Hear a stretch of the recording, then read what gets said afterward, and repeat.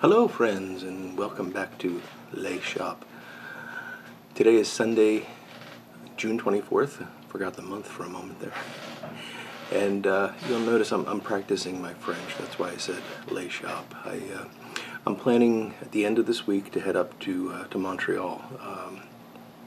And of course there's a lot of French Canadians there, and I figure I should brush up on my French, which really involves putting the word le in front of things, and if it's a multi-syllable word, I don't pronounce the last syllable, and no one seems to be able to understand me. I speak zero French. It's a little embarrassing, really. I mean, I can't, most countries I've been to, I can kind of, at least tell people that I don't speak the language in their language, and French is just one that I've never had an affinity for, and I just really can't at all work in it. But it's funny. By the way, 7LE 622 today. This pipe's down here because I got to do some work on it later. I'm going to clean it up and remake it and such. Sorry about the noise up there. I don't know what's going on. And in this I have Haunted Bookshop, which has been my go-to for the past several weeks. I just can't stop smoking this stuff. It's just that good. And I can't keep it lit either. So, yeah, I find French... So French people are wonderful people, and French Canadians are wonderful people, but they have no sense of humor about the language at all. And I find that funny because, I mean, I deal, in my profession, I deal with a lot of non-native English speakers, and, if they say something in English that's off, or, you translate, you adjust for that. If they're a friend, you might correct them, but you do it gently in a way that helps them. And if they try to make a joke, you laugh at it. It's just kind of, I don't know, common courtesy, I suppose. But French speakers just don't seem to have that, and they get mad when you when you play with their language. And I guess fair enough. It's theirs, not mine. I'm thinking of I was at a scientific meeting. This was a long time ago. This was back in the 90s, probably early 90s. It was being held in Sicily, and I was having dinner with a gentleman from France, and he spoke very good English. And I have to admit, that's one downfall that we United States Americans have, is that we tend to be very monolingual, and we rely on the ability of others to speak our language rather than making the attempt to speak theirs. So I'm having dinner with this guy, and we're in Sicily, and it's beautiful, and the wine is flowing, and we're having fun. So we're joking back and forth, and the jokes are getting into semi-political range, because this was during in fact, when I was at this conference, it was when the first shots were fired in the first Gulf War. I actually learned about that from an Italian newspaper the morning afterwards. So, there were several jabs coming from him about the American military dominance and things like that, and we're joking back and forth, and I was commenting on the French military's proficiency at surrendering and things like that. And he said, at some point it turned to language, and he said, the problem with you Americans is you have no business meddling in the rest of the world because you can't speak any language but English. And and again, this was all being done in a humorous way. So I said, well, I could speak French, and say something in French. And I know a few words, I know a few, very insignificant phrases, and I barely know them, and they're probably wrong. But I strung together something and said the following, as a joke. Je ne suis pas un grand pomfret. Now, I believe that translates to, I am not a giant French fry. And again, we were drinking and having fun, and this was a joke. And this man looked me in the eye and said, well, but this is nonsense. And he stood up and stormed away from the table. So, yeah, some jokes just don't work in some cultures, I guess. But a lot of good, I know a lot of good people from France, and certainly have interacted with a lot of good people up in Quebec. And I'm really looking forward to getting up to Montreal this week. I'm leaving on Friday. I'll be there Saturday. I'm actually going to drive halfway Friday night and then stay overnight somewhere. And I'm going for a couple of days to enjoy the Montreal Jazz Festival, and also to meet with my friend Christian, who goes by Bona Piper on YouTube. And really looking forward to meeting him. We've been email friends for years now, and I'm glad that we're finally going to be able to get to sit down together and hopefully have a pipe. And then after 2 days in Montreal, I'm going to drop back down to Vermont, northern Vermont, where my dad lives, and spend the rest of the week with him and my brother and sister up there. And then I'll be driving back that following Saturday. So you won't likely hear from me over the next week, but yeah, if something interesting happens, or if I can coerce Christian into doing a video, we'll see what happens. Maybe I'll just record a tidbit from the Jazz Festival and show you what that's like. It's a good time. It's a really good time. Even if you don't like jazz music, I think you would enjoy being at the festival, because the live music is just wonderful, and the crowd's huge and enthused about it, and it's hard not to be involved in it. And as an aside, my blog this week, which will post tomorrow morning, Monday morning, is all about music and pipe smoking. So somewhat inspired by what my plans are for the next week. So if you get a chance to check that out, hopefully you'll enjoy it. You can get to it from my website, canerodpipes.com, and there's a blog link up at the top that you can follow and find it. I would put the link down below, but I won't have the link until it posts, and I'll probably forget. So just go to canerodpipes.com. .blog. Don't go to .blog. So it's been a busy couple of weeks. I missed you last week. I hope you're all doing well. Sorry about the cut there. I had a bit of an interruption.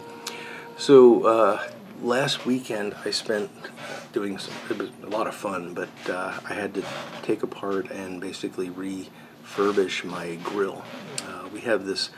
It's a company called Tech. It's a Tech infrared grill. I don't think Tech exists anymore. I think they were unfortunately bought by Weber or one of those manufacturers. And sorry, it's a lot of noise up there. And the quality has dropped dramatically since they were taken over. But at the time that we purchased this grill, it was just a solid stainless steel tank, and it will last forever. But there are parts that need to be replaced. So the way this infrared grill works is that there are these ceramic plates that sit over a gas reservoir, and they have little holes in them. It looks almost like the pegboard behind me, but you know it's in ceramic and much smaller holes. So the gas comes up, and each of these tiny little holes in the ceramic becomes a gas jet. So you get this full field of flame below the grill part, and it just works really well. It heats up very quickly, and it makes wonderful steaks. So we love this grill. But one of the problems with it is that the ceramic plates have to be sealed to that gas reservoir with a gasket, and that gasket over time fails, so you have to replace it maybe every 5 years or so. And this year it had been a while, and I decided that I would replaced the ceramic plates as well. And I also put in a new igniter and figured out why the pilot light wasn't working. And that was quite an interesting journey, because I thought it was the igniter. It turns out it didn't make a bit of difference when I put the new igniter in. And then I figured, well, the little orifice is clogged, you know, where the gas comes out and gets ignited. So it took me forever to get that off, because it's one of these things where you got to take off 16 parts to get to the one that you want to take off. Got it off, and it turns out it wasn't clogged. It was actually quite clean, but I, cleaned it anyway, and made sure that was fine. So then I figured there must be something blocking the tube, so I took the tube off, and that was completely open. It turns out it was the valve, the actual valve between the propane source and this tube that feeds the pilot. It's designed to have a very, very narrow opening, because I guess they just want a tiny bit of gas going up to the pilot so that you don't, run the risk of leaving it on and causing an explosion or something. And it was such a narrow passageway in this valve that it had become clogged. I guess there's just some impurities in the propane that built up over time. But I was able to get that clear. I soaked it for a little while, and what did I soak it in? I think it was some alcohol. And then I got a very fine wire, and I was able to slowly thread it through. It took quite a few tries because the wire was so thin that it was bending easily, so I'd just get it in a little bit and wiggle it, and then I'd have to cut the end off and get it in a little bit more and wiggle it. Anyway, this wound up taking almost the entire weekend, but when it was done, I was able to grill some burgers on it, and I was very happy.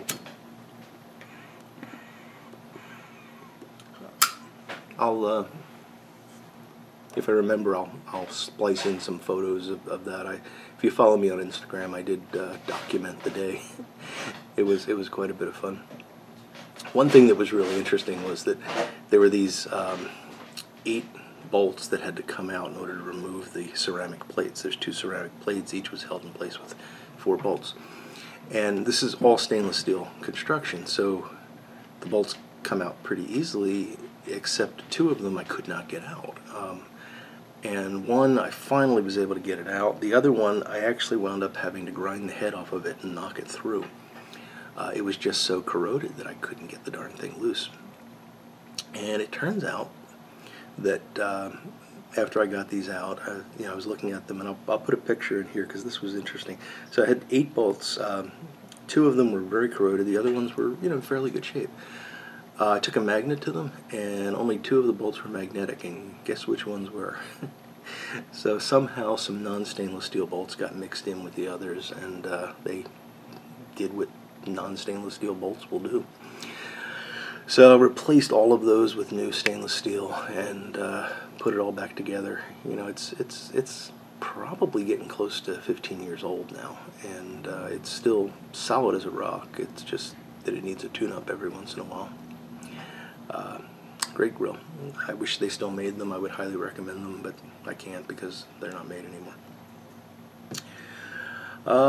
Boy, so did I mention Haunted Bookshop? Yeah, I've had, I told you last week or the week before that, I have this problem where I open up a jar and then I buy 8 ounces to replace it, and then I wind up opening. By the time it gets here, the jar I opened is gone, and I start, well, I ordered my second 8 ounces in the hopes of cellaring some, and I think I'm going to get a couple jars put away this time. But yeah, just once I get in the mood for this, it's very hard to have anything else. I have been smoking a couple other blends. I mentioned War Horse Bar Green a couple weeks ago, and that's very nice. I'm almost done with that tin, and I'm probably going to save the last bowl, and I'll talk about it when I smoke that. Let you all know what I think of it. And I also broke down and got some of Gawith's Brown Flake, which I was worried about at first. Gawith is known for Lakeland problems, and, well, problems to me. But that's some really nice stuff. It's when you first light it, you do get a little bit of that floral flavor, but it goes away very quickly, and it's a nice, solid Virginia Burley blend. I really enjoy that. Not an everyday smoke for me because I'm not really high on the Virginias, but it's good stuff.